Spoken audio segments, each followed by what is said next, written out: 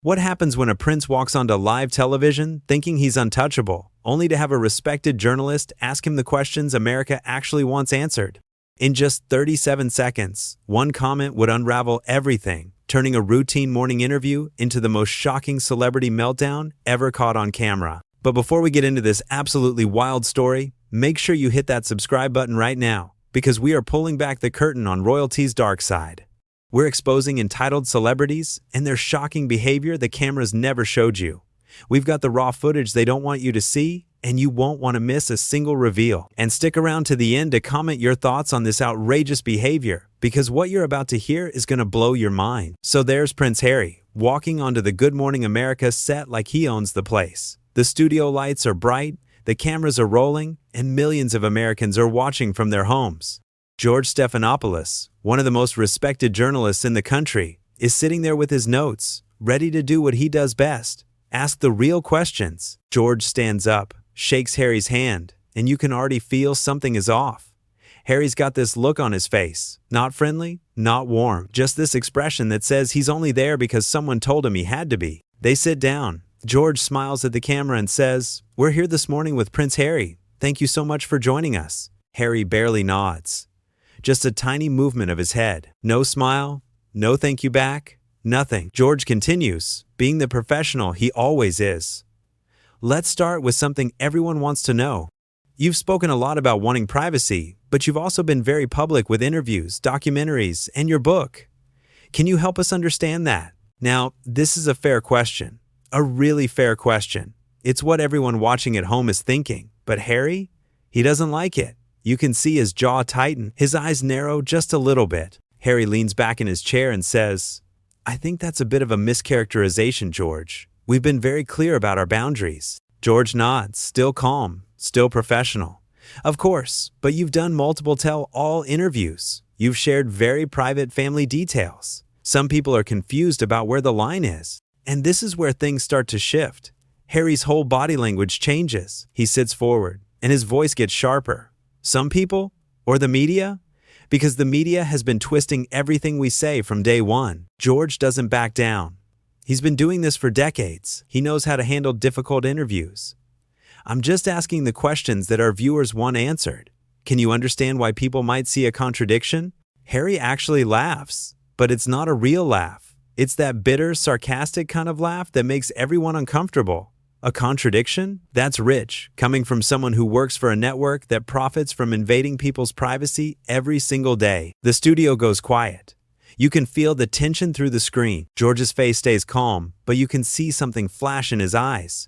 He's been insulted on his own show, on live television, by a guest who's supposed to be there for a friendly interview. George takes a breath and says, very calmly, "Prince Harry, I'm here to have a respectful conversation. We invited you on the show to share your perspective, but that kind of comment isn't fair or accurate." Harry cuts him off, actually interrupts him mid-sentence. "Fair?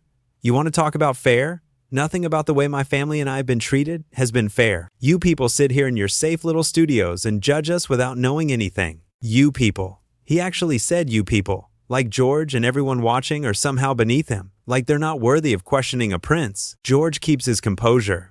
This is what makes him so good at what he does. "I respect that you've been through difficult situations. That's exactly why we wanted to hear from you directly. But you have to understand, when you put yourself in the public eye, when you give interviews and write books, people will have questions." Harry's face is getting red now. You can see he's getting more and more worked up.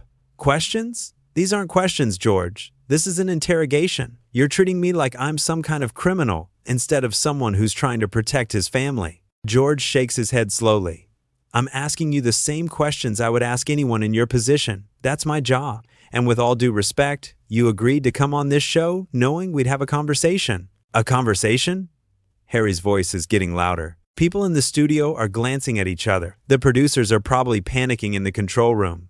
"This isn't a conversation. You've had it out for me since the beginning. All of you have." George leans forward, and his voice is still steady, still professional. "Prince Harry, I have not had it out for you.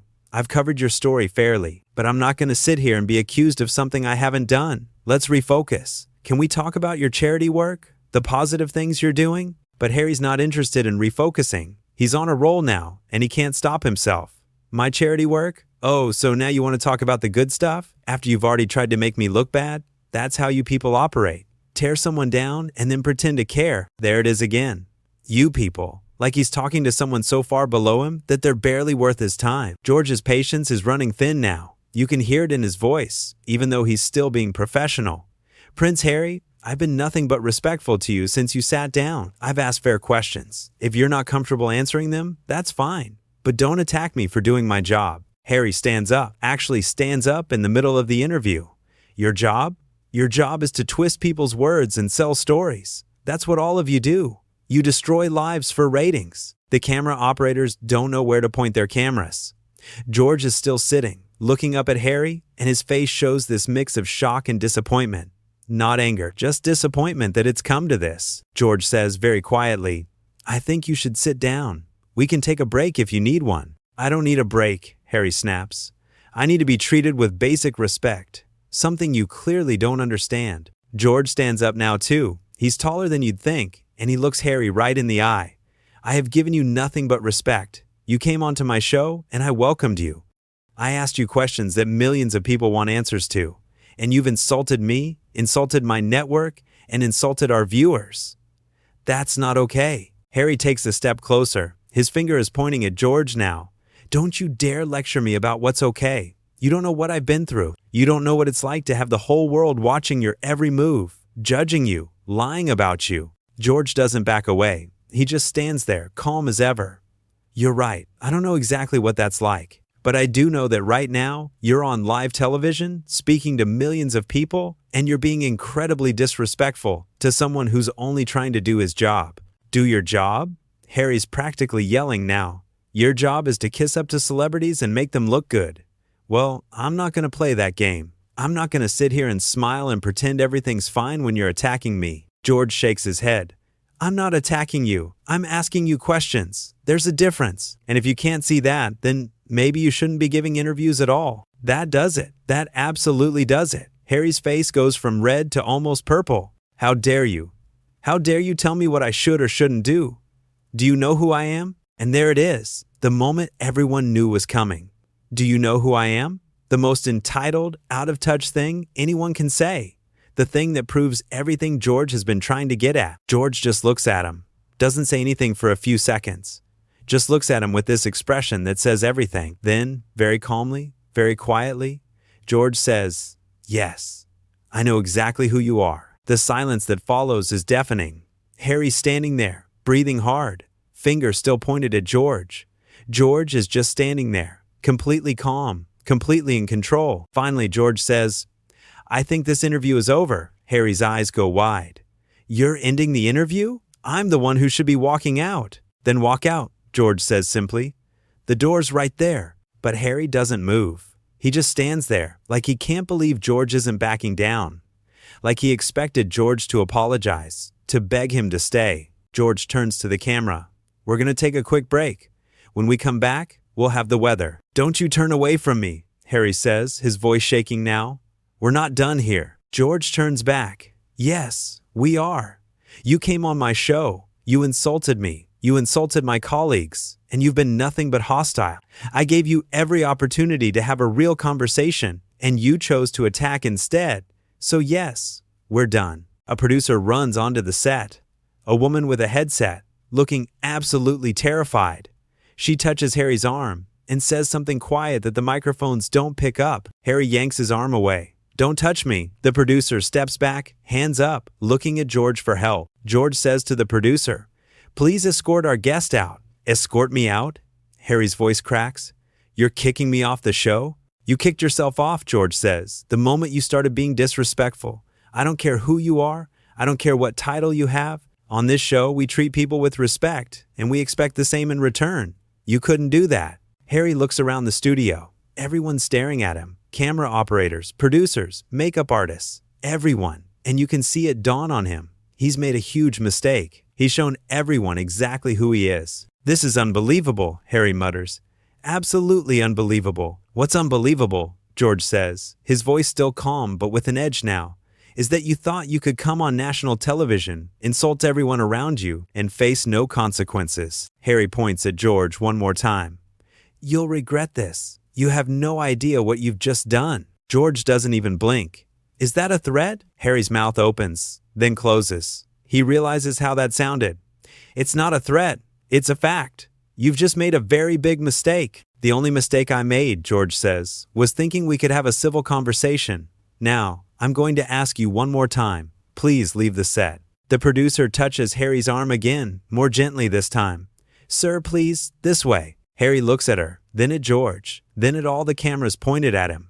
His face is still red, his hands are shaking, and you can see he wants to say something else. Something cutting, something that will make George feel as small as Harry clearly feels right now. But he doesn't. He just turns and walks toward the exit, except he stops. Right before he gets to the door, he stops and turns back. "You know what your problem is, George?" Harry calls out across the studio.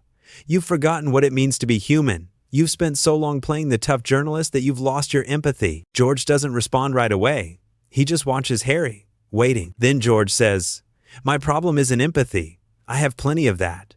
My problem is with people who demand respect but won't give it. People who think their title makes them better than everyone else. People who throw tantrums when they don't get special treatment." "Special treatment?" Harry laughs that bitter laugh again. "I'm not asking for special treatment. I'm asking to be treated like a human being." "And I did that," George says. "I treated you exactly like I would treat anyone sitting in that chair. I asked questions. You didn't like the questions, and instead of answering them like an adult, you attacked me. That's on you, not me." Harry's jaw clenches again. "You're going to regret this," he says again. "You keep saying that?" George replies. "But the only person who should have regrets right now is you, because millions of people just watched you prove every criticism anyone's ever had about you." That hits. You can see it hit. Harry's whole face changes, because he knows. Deep down, he knows George is right. The producer gently guides Harry toward the door. This time, he goes, but he's muttering under his breath, shaking his head, looking back at George every few steps. And George? George just stands there in the middle of his set, watching Harry leave. His face shows nothing. No anger, no satisfaction. Just the calm professionalism of someone who's been doing this job for so long that nothing surprises him anymore. When Harry finally disappears through the door, George turns to the camera. The red light is still on. They're still live. George takes a deep breath and says, "Well, that was unexpected. I apologize to our viewers for what you just witnessed. We always strive to have respectful, informative conversations on this show. Unfortunately, that's not what happened here today." He pauses, choosing his words carefully. "I want to be clear about something. I have nothing against Prince Harry personally.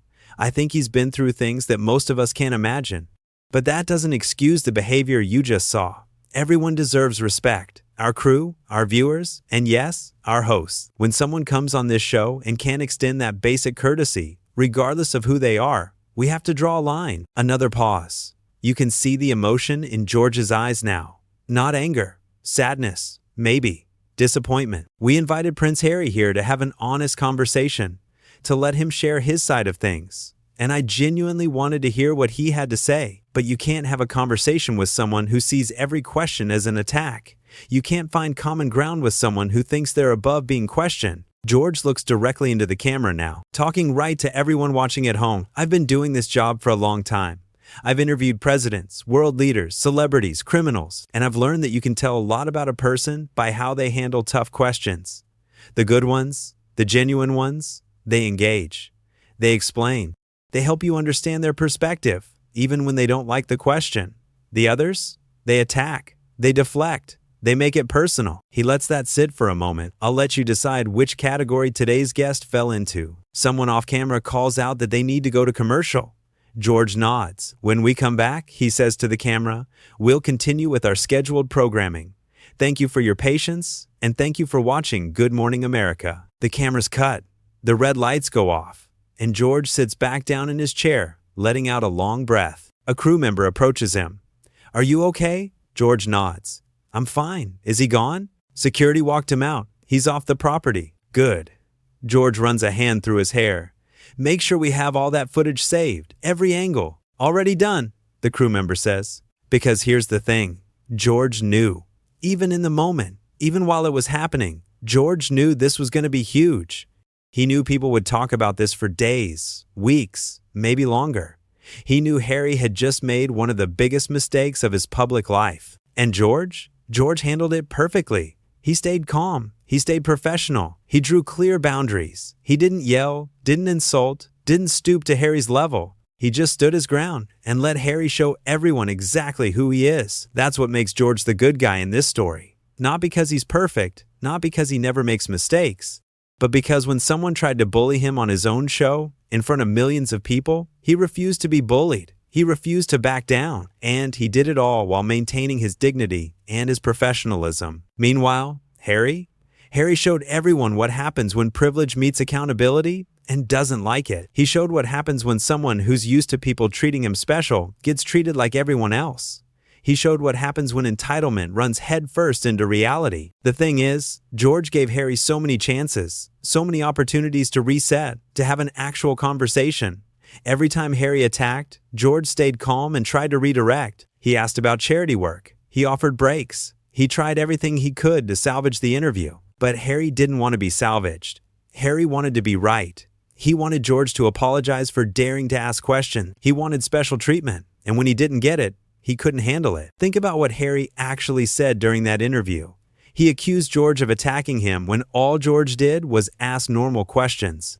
He accused the entire network of profiting from invading privacy, while Harry himself has done countless paid interviews sharing private details. He said you people like George and the viewers were somehow beneath him. He threatened George on live television. He demanded to know if George knew who he was, like his title should protect him from basic journalism. And through all of it, George remained steady. He remained fair. He remained professional. That's the real story here. Not that a celebrity had a meltdown. Those happen all the time. The real story is watching someone handle that meltdown with grace and strength. Watching someone refuse to be intimidated or bullied, even by royalty. When Harry said, "Do you know who I am?" George's response of, "Yes, I know exactly who you are," was perfect. Because in that moment, George was saying so much more than those words. He was saying, "I know you're a prince. I know you have a title. I know you're famous. And none of that matters here. Here, you're just a guest who agreed to an interview, and you're being disrespectful. And that's not acceptable." That's what Harry couldn't understand. He couldn't understand that his title, his fame, his family, none of it gave him the right to treat people badly. None of it exempted him from being asked questions. None of it meant he could insult someone on their own show without consequences. George understood something that Harry didn't. Respect isn't something you demand. It's something you earn. And you earn it by giving it first. Harry came onto that set, expecting deference, expecting softball questions, expecting George to treat him like he was special. And when George treated him like any other guest, Harry couldn't handle it. The worst part? Harry probably still thinks he was right. He probably walked out of that studio thinking George was the problem, thinking the media was out to get him, thinking he was the victim. But everyone watching knew the truth. Everyone saw who was reasonable and who wasn't, who was professional and who wasn't, who was respectful and who wasn't. George gave Harry enough rope, and Harry hanged himself with it. All on live television, all in front of millions of witnesses. And that's what makes this so fascinating. It wasn't edited. It wasn't taken out of context. It was raw, live, unfiltered. Everyone saw exactly what happened, exactly how it unfolded. There's no spin Harry can put on this. No way to rewrite the narrative. He walked onto that set thinking he was untouchable. He walked off proving he was anything but. George, meanwhile, walked away with his reputation enhanced because he showed everyone that he's not afraid to stand up to anyone. Not presidents, not celebrities, and not princes. He showed that on his show, everyone gets treated the same.